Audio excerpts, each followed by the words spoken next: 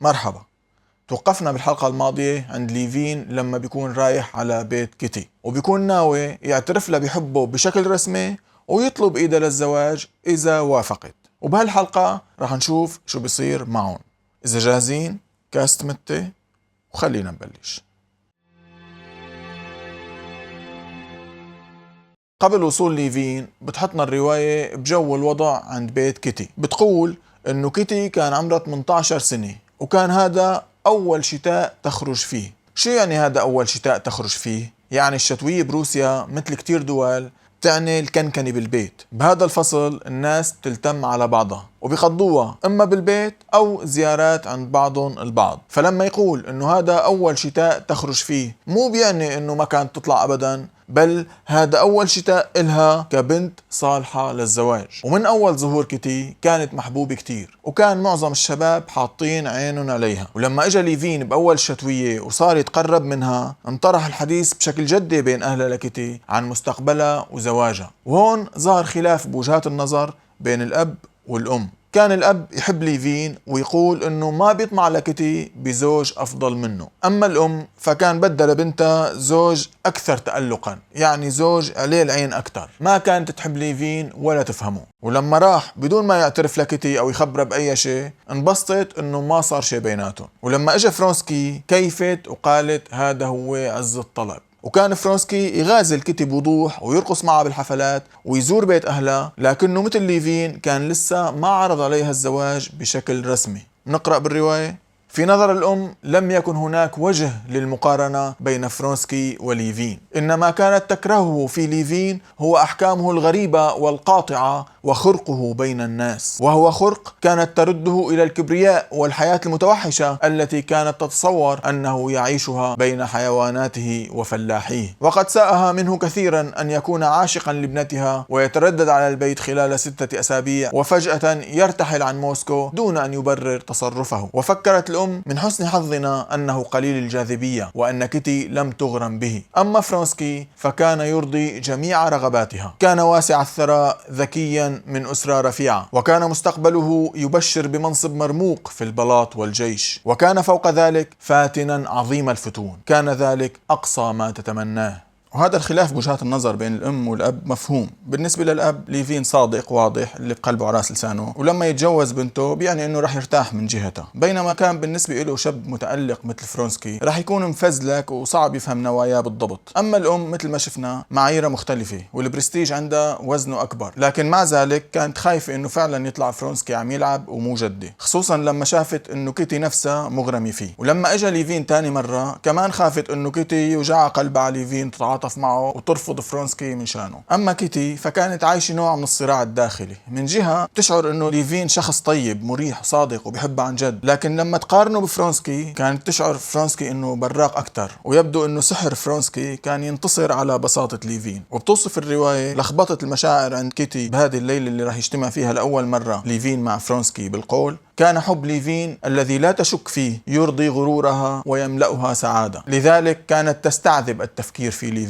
وعلى النقيض من ذلك كانت تستشعر شيئا من الضيق دائما حين تفكر في فرونسكي، مع أنه كان إنسانا كاملا من علية القوم يحسن التحكم بنفسه، فكأن شيئا زائفا كان ينسل إليها لا إليه. لقد كان هو بسيطا وساحرا. أما بصحبة ليفين فكانت تحس بنفسها بسيطة غاية البساطة، صافية غاية الصفاء. وبالمقابل ما أن تحلم بمستقبلها مع فرونسكي حتى تتفتح أمامها آفاق من الغبطة البراقة، بينما يبدو المستقبل مع ليفين ضبابيا.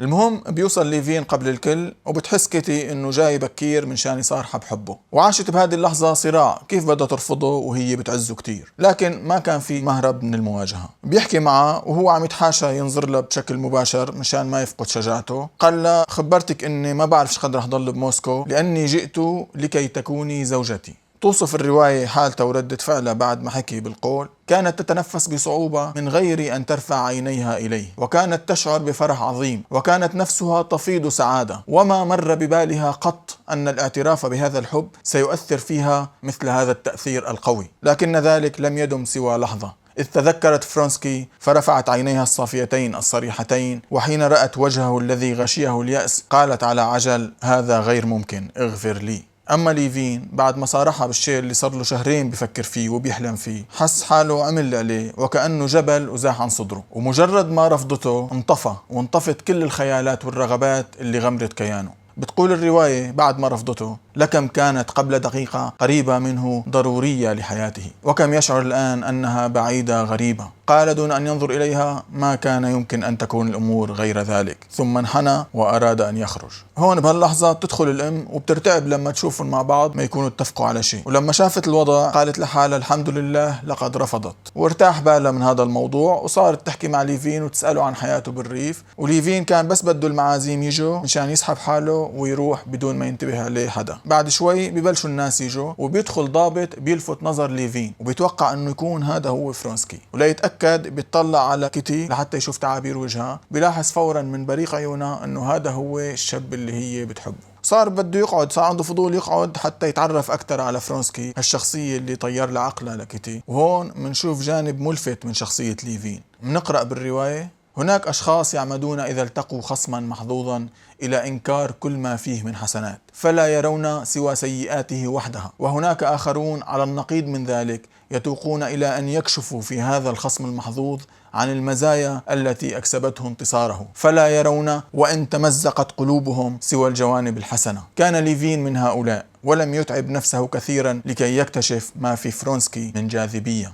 من المفيد هون نتعرف على صفات فرونسكي وكيف نظر له ليفين وكيف كان ظهوره بين الناس. بنقرأ: كان فرونسكي أسمر متوسط القامة، متسق الجسم، جميل المحيا، أنيس الطلعة، هادئ القسمات، واثقا من نفسه إلى أقصى الحدود. كان كل شيء في وجهه وشخصه، بدءا من شعره الأسود القصير وذقنه الحليقة منذ وقت قريب إلى بزته الجديدة الرائعة التفصيل، بسيطا وأنيقا في آن واحد. ومنتخيل هون ليفين كيف كان مأخوذ بهالشخصية الجذابة المنتصرة لدرجة انه ما شال عينه عنه. بيجي فرونسكي هون بسلم على كيتي وامها وبيقعد، وبتيجي الام بتعرفهم على بعض هو وليفين. وهون بتكون الاحاديث غير مريحة، يعني كأنه اثنين من عالمين مختلفين، ريفة وابن مدينة. رغم انه ليفين ابن مدينة لكن طبعه اقرب للريف. في فرق طريقة التعاطي مع الاحاديث. مثلا بيسألوا فرونسكي لليفين، فتح حديث، بيقول له: كيف الريف؟ ممل الريف اكيد صح؟ بيقول له: لا، إذا الواحد مشغول، هو متوتر يعني، بيقول له: لا، إذا الواحد مشغول ما بمل، وعلى كل حال أنا ما بمل لما أكون وحدي. وفرونسكي بيجامل بيقول له: والله حلو الريف، أنا بحب الريف. وبتمشي الأحاديث، بحس حاله ليفين غريب بهالمجتمع وبيكون بس بده يطلع ويمشي، لحتى بعدين بينفتح موضوع تحضير الأرواح، وكانت هالشغلة دارجة بروسيا بهذاك الوقت. فصارت تحكي كونتيسا من الموجودين عن العجائب اللي شافيتها بجلسات تحضير الأرواح. وهون شوفوا مثلا الفرق بين فرونسكي وليفين بالتعاطي مع هيك موضوع. فرونسكي قال له: ايه والله يا ريت تاخذيني معك نشوف هدول الناس، لاني ما شفت بحياتي شيء خارق وبتمنى اشوف. هذيك بتقول له: ايه موافقه، خلص السبت الجاي باخذك. بينما لما تسال ليفين بيجاوب بجديه وحديه وبيقول: رايي ببساطه هو ان هذه الطاولات الدائره تدل على ان المجتمع الذي يسمى مثقفا ليس اكثر تحضرا من فلاحين، انهم يعتقدون بالعين الشريره والسحر والرقى المؤذيه. وبصير بيناتهم اخذ ورد. هي بتقول له: طيب اذا قلت لك اني شفت بعيني انا؟ بيجاوب: الفلاحين كمان بيحكوا انه شافوا الجن. بتقول له: يعني انا عم اكذب؟ بعدين هون بتتدخل كيتي لتلطف الجو، وبيتدخل فرونسكي وبيصير جدل. ليفين اخذ الموضوع بجديه لانه شايفه مساله فكريه جديه وهن عم يتسلوا. يعني ببساطه هذا الجو مو جو ليفين. وجوده غريب بهذه الجلسه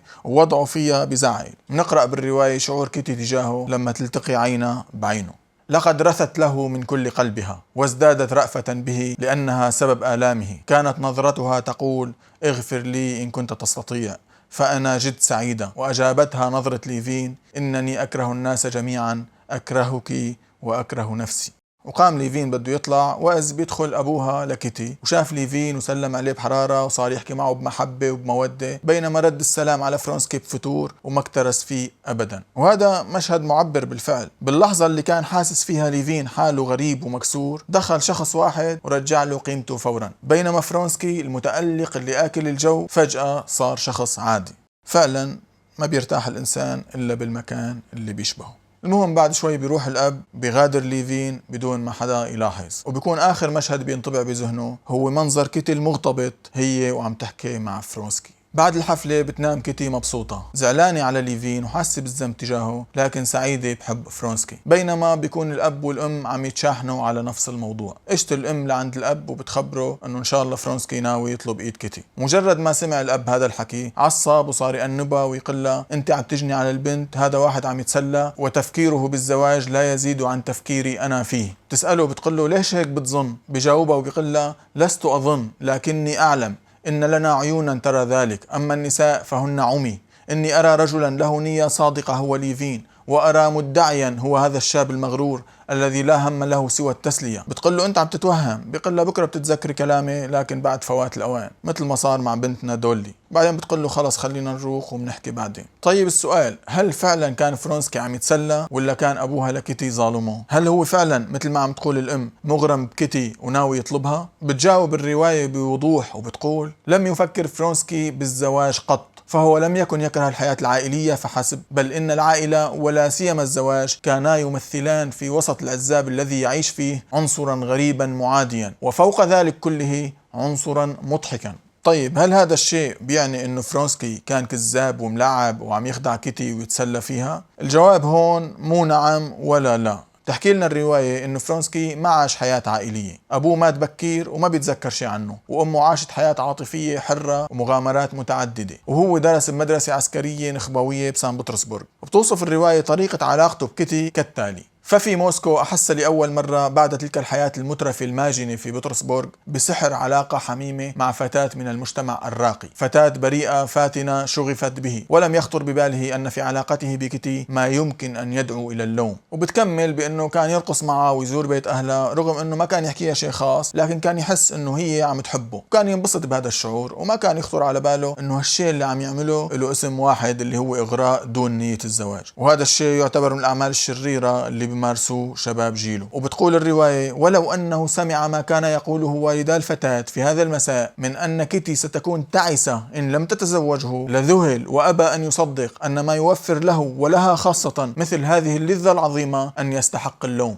يعني الرواية بتبرئ فرونسكي من الشر، هو ما واعي انه اللي عم يعمله يعتبر شر، لكن هل معقول واحد شايف بنت اشقانته وهو مبسوط ومو حاسس انه في شيء لازم يعمله؟ الرواية بتقول انه هو حاسس انه في شيء لازم يعمله لكن ما بيعرف شو هو مبسوط وبس، لدرجة انه لما طلع مبسوط من عند بيت كيتي وراح البيت بتخبرنا الرواية انه مجرد ما حط راسه على المخدة غفي. لكن هذا بيطرح سؤال، معقول شخص يتصرف تصرف شرير وهو مو عرفان انه هو شرير؟ معقول يكون تولستوي هون بالغ شوي بتبرئة فرونسكي؟ الجواب نعم، ممكن يتصرف الواحد تصرف شرير وما يكون واعي لهذا الشيء. كل واحد منا ممكن يتصرف تصرف اناني بدون ما يدرك ابعاده. فرونسكي نشأ بدون ما يعيش ابعاد الاسرة، ما عنده نموذج زوج وزوجة، ففكرة الزواج مو مترسخة بذهنه، مستبعدة، فلما يعيش حالة وحدة عشقانته بينبسط، بس ما بيربط بين العشقانته وبين مطالبة بانه لازم يتجوز، بمعنى ما في بذهنه صلة بين الحب والزواج. ننتقل لمشهد دخول آنا على الرواية. تاني يوم الصبح بفيق فرونسكي وبيروح على محطة القطار لحتى يستقبل أمه الجاية من سان بطرسبرغ، وبيصادف بالمحطة ستيفان اللي بيكون رايح يستقبل أخته آنا كارينينا. آنا مقيمة بسان بطرسبرغ ومتجوزة من أليكسي كارينين. لما ستيفان بتنكشف خيانته الزوجية بيبعت رسالة لآنا حتى تيجي لعنده على موسكو مشان تساعده بإصلاح الأمور بينه وبين مرته. وبيكون جوز آنا بيعرف أم فرونسكي، وأم فرونسكي بتكون جاية على موسكو بهذا التوقيت، فبيحجز لها لأنها تسافر معه يترافقوا على الطريق. وبتخبرنا الرواية هون انه فرونسكي من جواته ما كان يحترم امه ولا يحبها، لكن كان ملتزم باقصى درجات الطاعة والاحترام امام المجتمع. بيوصل القطار وبيطلع فرونسكي ليلاقي امه جوا، وباللحظة اللي بيحط رجله ليدخل القطار بتكون وحدة طالعة، فبيفسح لها المجال لحتى تمر وبيدخل هو، وبتلفت نظره وبيطلع وراه ليشوفها مرة تانية. بهالوقت بتدور هي وجهها وبتطلع عليه. هذه الوحدة هي آنا، وبتكون هذه اول لحظة لقاء بين فرونسكي وآنا كارينينا، وواضح انه صار بيناتهم اعجاب من اول نظرة. تنزل آنا تسأل عن ستيفان وبترجع بتدخل عند ام فرونسكي لتودعها، وهون بتشوف فرونسكي معها وبيتعرفوا على بعض، وبتكون ام فرونسكي حبت آنا كتير وكانوا متسلايين على الطريق. ومن المفيد نذكر وجهة نظر امه لفرونسكي بآنا. لما دخلت آنا على القطار حتى تودعها بتقلها واخيرا عثرتي انت على ابنك يا كونتيسا وانا على اخي، على كل حال لقد نفد ما عندي من قصص ولم يبق لدي ما ارويه لك. قالت الكونتيسا وهي تمسك بيدها لا اظن ذلك ابدا، قد اطوف العالم معك معك دون أن يداخلني السأم، فأنت من هؤلاء النساء الفاتنات التي يطيب معهن الكلام والصمت. وعند الوداع بتقول أم فرونسكي: وداعا يا صديقتي، اسمحي لي أن أقبل وجهك الجميل، وأستطيع أنا المرأة العجوز أن أقول لك بدون تكلف إنك قد أسرتني. بتنزل أنا تلاقي أخوها، وبعد شوي بينزل فرونسكي وأمه، وفجأة بتصير جلبة بين الناس بالمحطة. بيطلع صاير حادث لعامل بالمحطة مو منتبه على حركة القطار وداعسه، وكان حادث مؤلم ونزع كل مزاج الناس. وتأثرت أنا كتير وقالت: معقول ما فينا نساعده بشيء؟ فهون بيتحفز فرونسكي وبيروح على جهة الحادث وبيرجع بعد شوي وقال لهم: يلا خلينا نمشي. والنافي هون بفرجينا تولستوي طبيعة ستيفان. بيقول: كان ستيفان عم يحكي مع أم فرونسكي عن المغنية الجديدة بينما هي ناطرة ابنها بخوف وترقب يرجع. يعني ستيفان شخص ما بيقدر يعيش غير على السطح حتى شو ما كانت المأساة المحيطة فيه. المهم هن طالعين وماشيين من المحطة، بيلحقوا مدير المحطة وبيقول له لفرونسكي: عفوا سلمت نائبة 200 روبل، ممكن تخبرني لمين هدول المصاري؟ بيجاوبوا فرونسكي: هدول لأرملة العامل. شو هذا السؤال؟ بيجي والله يعجب فيه ستيفان، بيقول له: والله عملتها، والله أنت ما في منك. ومشي كل واحد بطريقه. هون شعرت أنا بضيق شديد بأنه تبلش زيارتها لموسكو بهذا الشكل، وقالت له لأخوها: هذا نذير شؤم. قال له: لا، شو هالحكي، شو عم تحكي؟ الحمد لله وصلت بخير وسلامة، ولو تعرفي أنا ايش قد متأمل بجيتك. وبتسأله إنه صار لك زمان بتعرف فرونسكي؟ بيقول له: ايه والله، ونحن متأملين إنه يتجوز كيتي. وبيحكي له على الطريق مشكلته مع مرته، وبيوصلها على البيت وبيروح هو على شغله. كانت دولي بتعرف بجية أنا من ستيفان، وكانت مجهزة كل شيء لجيتها وناطرتها بانفعال، مثل حالة أي وحدة بمكانها. يعني بدها أي حدا تبح له وتفضفض له، خصوصا إنه يكون من طرف جوزها حدا مقرب من الطرفين. ولما بتتذكر أنا كانت تتذكرها بمودة. لكن هون تذكر الرواية إن الأثر الذي انطبع في ذهن دولي بعد زيارتها آل كارينين في بطرسبورغ هو أن المنزل لم يرق لها، لقد كان في حياتهما العائلية شيء من الزيف، على أساس حياتها مع جوزها حقيقية. بصراحة هون في مفارقة، يعني هذا بيعني إنه عبد المعين اللي جاي من بطرسبورغ حتى يعين هو نفسه بده مين يعينه. المهم تجي أنا بتدخل وبتسلم على دولي بحرارة وبتبوس الأولاد وبتهتم فيهم. هون في شيء ملفت بخصوص علاقة أنا مع الأولاد. بتقول الرواية: لم تكن تتذكر أسماءهم فحسب، بل أيضا أعمارهم بدقة وطباعهم والأمراض التي أصيبوا بها، فلم تستطع دولي إلا أن تتأثر بذلك. بعد ما شافت الأولاد بتقعد مع دولي على انفراد، وكانت متوقع دولي إنه أنا رح تبلش تواسيها بالجمل الإنشائية المتصنعة، لكن أنا ما عملت هيك، وكانت خبيرة بالمواساة، كانت متعاطفة معها تماما وبتقدر أن تواسيها بأفضل أشكال المواساة. وبتوصل بالآخر للعبارات اللي ريحتها لدولي أكثر من غيرها. قالت لها: ستيفان كتير مزعوج إنه زعجك لأنه بيحبك أكثر من أي شيء بالعالم، وهو يردد دائما: لا، لن تغفر لي. هي عبارات ذكية بالمواساة، يعني بطريقة ما أعادت مركز القوة والكرامة لدولي، إنه هو بيحبها أكثر من أي شيء بالعالم، والقرار عندها تغفر له أو لا. وجاها هذا الكلام من أخته، يعني كأنه منه. فبعد هالكلام وشوية بوح بتقلها لأنها: طيب ساعديني، شو أعمل؟ فبتقلها أنا: دولي يا ملاكي، إني أفهم تماما آلامك، لكني أجهل إلى أي حد لا تزالين تحبيه، وعليك أنت أن تعلمي إن كان قد بقي لك من الحب ما يحملك على الصفح عنه، اصفحي عنه إن كنت تستطيعين. وبعد شوية بوح وفشة خلق وتأكيد من أنا على مقدار حب ستيفان الكبير لدولي، بتسألها دولي: طيب أنت لو مكاني هل كنت تصفحين؟ تتردد أنا بالبداية، وبعدين بتقول: بلى أستطيع، نعم كنت سأصفح، لن أكون أنا نفسي لكني سأصفح كأن شيئا لم يقع على الإطلاق. وتقريبا هذا أفضل جواب ممكن تسمعه دولي، لأنه لما سيدة جميلة ومحبوبة وراقية مثل أن تقول هيك، هذا بيعطي شرعية لدولي حتى تصفح هي كمان. وبما أنه الصفح من مصلحتها تماما، فلما تسمع دولي هذا الكلام ترتاح كتير، وبتأكد على كلام أنا وبتقلها: فعلا لما نصفح لازم يكون الصفح كامل، وإلا لما كان صفحا. وبتقوم بتاخد أنا على غرفتها وبتحتضنها وبتقلها: كتير انبسطت بجيتك، حاسة حالي ارتحت كتير. وهذا إذا دل على شيء بدل على الذكاء العاطفي الكبير عند أنا. بعد هذا اليوم راح يصير لأنا مكانة كبيرة خاصة عند دولي، ما راح تنسى لها وقفتها جنبها، وراح تضل تعزها وتوقف جنبها طوال أحداث الرواية. بتقضي أنا اليوم مع دولي والأولاد، وبتبعت رسالة لستيفان يجي على البيت. بيجي وبيتعشوا سوا والأمور بتروق وبيتصالحوا. بعد العشاء بتيجي كيتي وبتعجب بأنا وبتوصف الرواية انطباعهم عن عن بعض بالقول: لا ريب أن أنا قد سحرها جمال كيتي وشبابها، كما أن كيتي قد وجدت نفسها وقبل أن تتمالك نفسها خاضعة لسلطان أنا، بل مشغوفة بامرأة متزوجة أكبر منها سنا، ولم يكن في مظهر أنا ما يدل على أنها أم لصبي عمره 8 أعوام، بل كانت كأنها ابنة 20. وكانت كيتي تحس أن أنا بسيطة كل البساطة، لا تبطن شيئا، بل إنها تحمل في ذاتها عالما آخر، عالما ساميا من الاهتمامات الشاعرية والمعقدة، عالما يعز عليها بلوغه.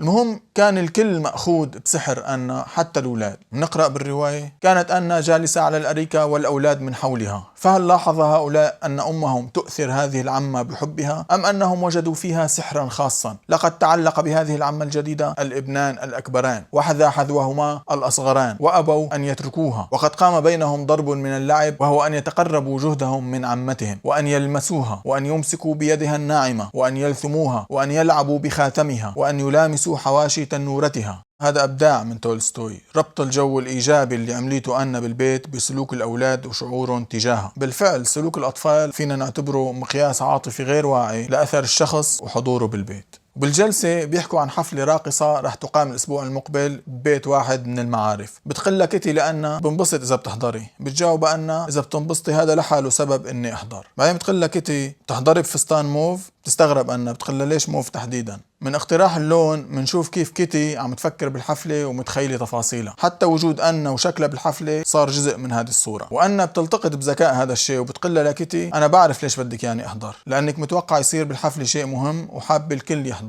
وبتخبر أنه بتعرف عن علاقتها بفرونسكي من ستيفان، وبتمدح لفرونسكي وأنه أمه حكت له عنه كتير شيء منيح، شاب كويس وكريم ونخوة، بل أنه حتى هو صغير أنقذ امرأة كانت رح تغرق. بتقلها بكلمة واحدة: إنه بطل. هون بتقول الرواية انه أنا ما جابت سيرة ال200 روبل اللي وهبهم فرونسكي بالمحطة، لانه حست انه هذه الذكرى بتخصها وفيها شيء تستحق عليه اللوم. هون في شعور معقد انتاب أنا. تبرع فرونسكي بالمال صار لما أنا طالبت بالمساعدة، فحست انه هذا الفعل الكريم من فرونسكي كان التأثير منها. فالمدح الاول المقتبس من كلام امه مدح حيادي، اما اذا مدحيته بفعل هي إلها علاقة فيه ففي شيء من الشعور بالذنب. ببساطة أنا كانت هون عم تدخل عالم لا براءة. وبتمضى الأمسية بطريقة مريحة، خاصة بعد ما يتصالح ستيفان ودولي بشكل كامل. لكن على الساعة 10 بالليل بيرن الجرس وبيطلع الطارق هو فرونسكي. ولما عرفت أنا، بتقول الرواية، خالج قلبها فجأة شعور غريب من السرور الممتزج بالخوف. كانت أنا بالصدفة طالعة على الدرج، بيطلع فرونسكي وبيلمحها. فبتقول الرواية: فاصطبغ وجهه بأمارات الارتباك والفزع.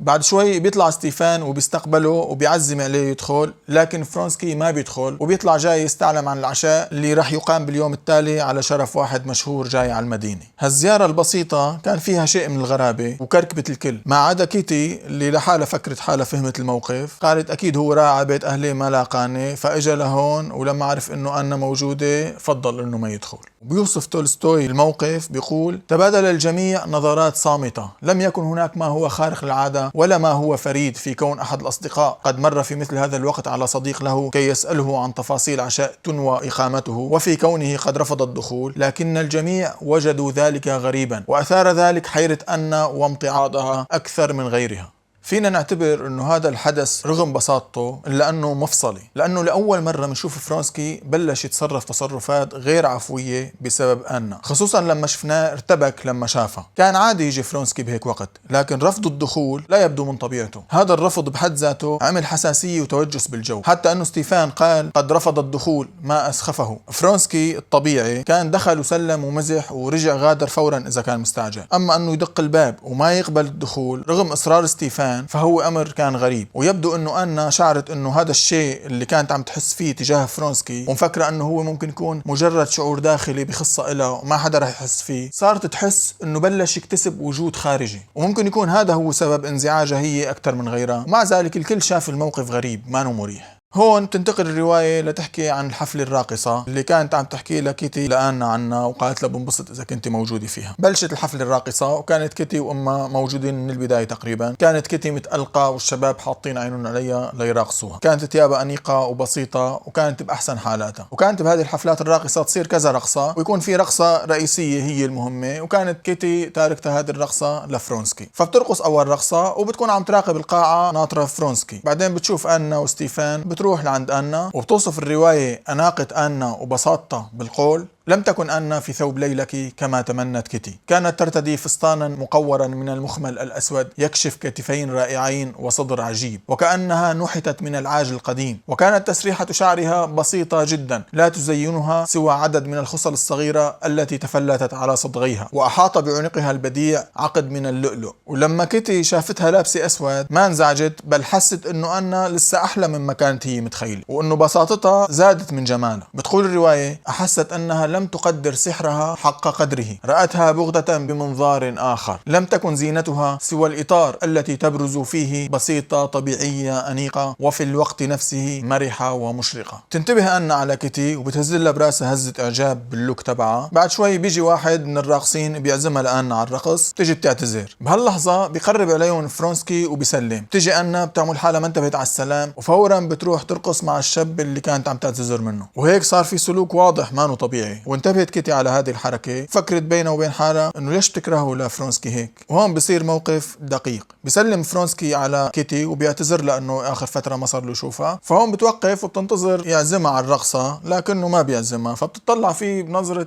استجداء واستغراب وبتخجله، فبيجي بياخدها يرقصوا سوا. ما بيرقصوا شوي بتكون وقفت الموسيقى، فهون بتطلع عليه بنظرة مليانة حب وما بيبادلها هو بهذه النظرة، وهي بتحس بهالشيء. وبتوصف الرواية أثر هالموقف عليها وبتقول: ولقد ظلت هذه النظرة الطافحة بالحب التي رمته بها والتي لم يرد عليها بمثلها تمزق قلبها مع شعور من الخجل المعذب لسنوات عديدة تلت. لكن مع هيك كانت لسه ما فقدت الأمل، رقصت معه عدة رقصات ما حكوا بشيء مهم، كانت ناطرة الرقصة الرئيسية اللي بذهنها انه هي الرقصة راح يتحدد كل شيء فيها، كانت متأكدة انه راح ترقصها معه مثل الحفلات الماضية، ورفضت 5 راقصين على هذا الأساس. بتكمل الحفلة وكانت كتير مبسوطة كيتي، كانت توقف رقص بس لما تهلك من التعب. لكن بآخر الحفلة وقبل هذه الرقصة الرئيسية بتنتبه على أنا وبتلاقيها متغيرة عن أول الحفلة، بتلاقي بعيونها في نوع من النشوة بالإعجاب اللي أثارته بالموجودين. بتقول الرواية: رأت ضياء عينيها البراق الخفاق، رأت ابتسامتها السعيدة المظفرة وشفتيها الراعشتين بغير إرادتها ورشاقة حركاتها وصحتها وخفتها، وتساءلت: من الذي أثملها؟ الجميع أم واحد بينهم؟ وهون لأول مرة بتبلش تحس كيتي وتشك بأنه في شيء بين أنا وبين فرونسكي. نقرأ بالرواية: وقد أخذ قلبها ينقبض شيئا فشيئا. لا، ليس إعجاب الجمهور هو الذي أثملها، لكنه إعجاب رجل واحد. من هو؟ أمن الممكن أن يكون هو نفسه؟ كان كلما وجه الكلام إلى أن برقت عيناها وافترت شفتاها الممتلئتان عن ابتسامة مشرقة، وكانت كأنما تحمل نفسها حملا على إخفاء فرحها، لكن هذا الفرح يشع بالرغم منها على وجهها. وهو نظرت إليه كيتي فروعها ما رأت، إن ما رأته على وجه أن قد انعكس على وجه فرونسكي بوضوح كما تنعكس الأشياء في المرآة. أين تلك الهيبة الهادئة المتماسكة؟ أين ذلك التعبير المطمئن اللامبالي؟ كان كلما خاطبها حنى رأسه قليلا كأنه يريد السجود، وعبرت نظرته عن التذلل والهلع وحدهما، واكتسى وجهه تعبيرا لم تره له قط من قبل. هون انكسر قلب كيتي وما عاد شافت قدامها، وبالكاد استطاعت تمالك نفسها. وقبل الرقصة الرئيسية كانت خلص حست بالجزع، كانت رفضت 5 راقصين وما عاد حدا يتوقع انه ما عنده شريك حتى يجي يرقص معها. نقرأ بالرواية: وأحست بنفسها متلاشية، هربت إلى القاعة الصغيرة وتهالكت على أريكة. لعلي مخطئة، لعل ذلك غير صحيح، وأخذت تسترجع في ذاكرتها كل ما رأته. لم يكن يعلم أحد أنها رفضت أمس رجلا ربما كانت تحبه لأنها وضعت ثقتها برجل آخر. وبعد شوي بتقترب من كيتي واحدة من رفقاتها اللي فهموا الموقف، وبتطلب من شاب كانت عم ترقص معه يراقص كيتي مشان ينقذها من الموقف. وأثناء الرقص ترجع كيتي تراقب أنا وفرونسكي وهن عم يرقصوا سوا، ترجع بتعيش الشقاء اللي صار بالنسبة إلى أمر واقع. وبتوصف الرواية هاللحظات الرهيبة على كيتي بالقول: كانت كلما أمعنت النظر فيهما ازدادت يقينا بأن شقائها قد غدا ناجزا. كانت ترى أنهما يشعران بوحدتهما في هذه القاعة الغاصة بالناس. وعلى وجه فرونسكي الهادئ أبدا الذي لا يناله التأثر أبدا وقعت كيتي مرة أخرى على تعبير الهلع والتذلل الذي أدهشها من قبل، كالذي نجده لدى كلب ذكي أحس بذنبه. وتبتسم أن فيرد على ابتسامتها، وتخلد أن إلى التفكير فيعود إليه جده ووقاره. إن قوة خارقة كانت تجتذب نظر كيتي إلى وجه أن. كانت أن تفيض إغراء بثوبها الأسود البسيط وذراعيها البديعتين المزدانتين بالأساور وعنقها القوية التي يحيط بها عقد من اللؤلؤ وضفائرها المتناثرة والحركات الخفيفة والرشيقة لقدميها الصغيرتين ويديها النحيفتين ووجهها الجميل الطافح بالحياة. كان كل شيء فيها جذابا، لكن هذا السحر كان ينطوي على شيء رهيب طاغ. كانت كيتي معجبة بها أكثر من ذي قبل، فازداد ألمها حدة من جراء ذلك. كانت تشعر أنها مسحوقة وكان وجهها ينم عن ذلك. وعندما لمحها فرونسكي حين قابلها عرضا أثناء إحدى حركات الرقص لم يعرفها على الفور لفرط ما تغيرت. وهون كمان منلاحظ في تشابه بين كيتي وليفين، انه لما بيظهر منافس قوي بيزدادوا اعجاب فيه ما بيهاجموه. ومن كتر ما بتحس كيتي مدى جاذبية أنا بتقول بينه وبين حالها إن فيها إغراء غريبا وشيطانيا. وبس خلصت الرقصة الرئيسية غادرت أنا الحفلة بعد ما خبرت فرونسكي إنها مسافرة تاني يوم على بطرسبورغ. رح نتوقف هون ونكمل بالحلقة القادمة. شكرا للمتابعة وإلى اللقاء.